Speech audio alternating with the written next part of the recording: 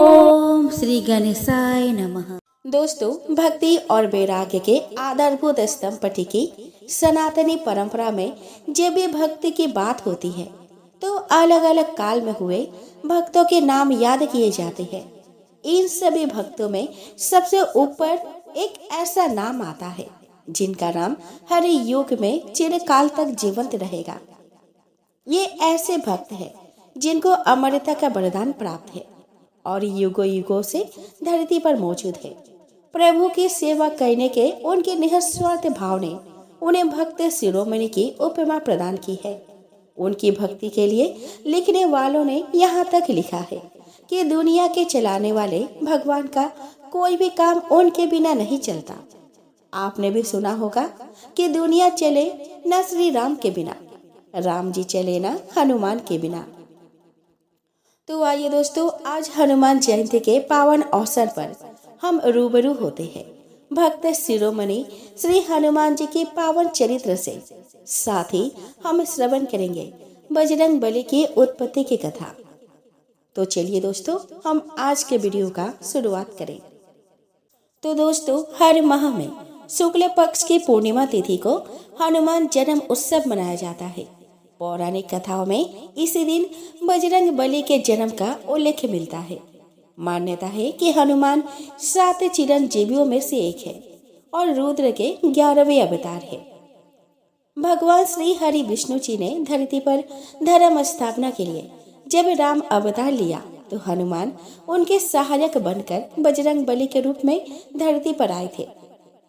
कथा शुरू होती है शिव जी के उस वरदान से जो उन्होंने राजा केसरी और माता अंजना को दिया था। दरअसल एक बार राजा केसरी और माता अंजना ने शिव जी की कठिन तपस्या की।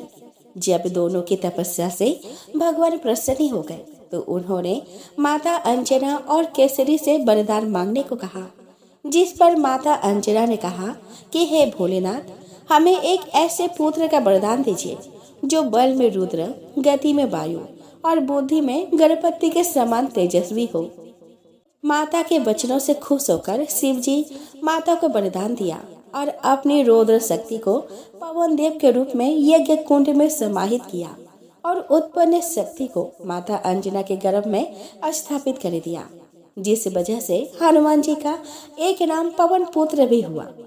शिव शंकर की कृपा से अंजना गर्भवती हो गई और चैत्र माह के शुक्ल पक्ष की पूर्णिमा तिथि के दिन मंगलवार को भगवान रुद्र के 11वें अवतार के रूप में हनुमान जी का जन्म हुआ। हनुमान जी जन्म से ही बल, बुद्धि और विद्या में निपुण थे। दोस्तों, एक दूसरे पौराणिक कथा के अनुसार एक बार महान ऋषि अंगिरा भगवान इंद्र के देवलोक पहुँचे। वहाँ पर इंद्र ने पुंजिकस्थला नाम की अप्सरा द्वारा नृत्य प्रदर्शन की व्यवस्था की, लेकिन ऋषि को अप्सरा के नृत्य में कोई दिलचस्पी नहीं थी, इसीलिए वह गहन ध्यान में चले गए। अंत में जब उनसे अप्सरा के नृत्य के बारे में पूछा गया तो उन्होंने ईमानदारी से कहा कि उन्हें नृत्य देखने में कोई दिलचस्पी नहीं है। यह सुनकर पुंजिकस्थला ऋषि पर क्रोधित हो गई। बदले में ऋषि अंगिरा ने नर्तकी को श्राप देते हुए कहा कि वह एक बंदरिया के रूप में धरती पर जन्म लेगी। पुंजिकस्थला ने ऋषि से क्षमा याचना की, लेकिन ऋषि ने अपना श्राप वापस नहीं लिया। नर्तकी एक अन्य ऋषि के पास गई और ऋषि ने अप्सरा को आशीर्वाद दिया कि सतयुग में भगवान विष्णु का एक अवतार प्रकट होगा। इस तरह पुंजिकस्थला ने सतयुग में वानर राज कुंजर की बेटी अंजना के रूप में जन्म लिया और उनका विवाह कपिराज केसरी से हुआ, जो एक वानर राजा थे। इसके बाद दोनों के एक पुत्र हुआ, जिसे शक्तिशाली हनुमान कहा गया। भगवान शिव के 11वें अवतार माने जाने वाले हनुमान जी के जन्म दिवस को हनुमान जयंती के रूप में बड़े धूमधाम के साथ मनाया जाता है। यह पर्व हिंदुओं का एक प्रमुख पर्व है। यह चैत्र माह की पूर्णिमा को मनाया जाता है। हनुमान जी की माता का नाम अंजना और पिता का नाम केसरी है। ज्योतिषियों की गणना के अनुसार बजरंग बली का जन्म 58,112 वर्ष पूर्व चैत्र पूर्णिमा को मंगलवार के दिन चित्रा नक्षत्र और मेष लग्न के योग में सुबह 6 बजे हुआ था। कहा जाता है कि भारत के झारखंड राज्य के गुमला जिले के अंजन नाम के छोटे से पहाड़ी गांव में एक गुफा में हुआ था। जब महावीर का जन्म हुआ तो उनका शरीर वज्र के समान था। हनुमान जी के जन्म से जुड़ी एक अन्य पौराणिक कथा के अनुसार सतयुग में राजा दशरथ ने संतान प्राप्ति के लिए गुरु वशिष्ठ के मार्गदर्शन में पुत्र कामिष्ट यज्ञ करवाया, जिसे श्रृंगी ऋषि ने संपन्न किया।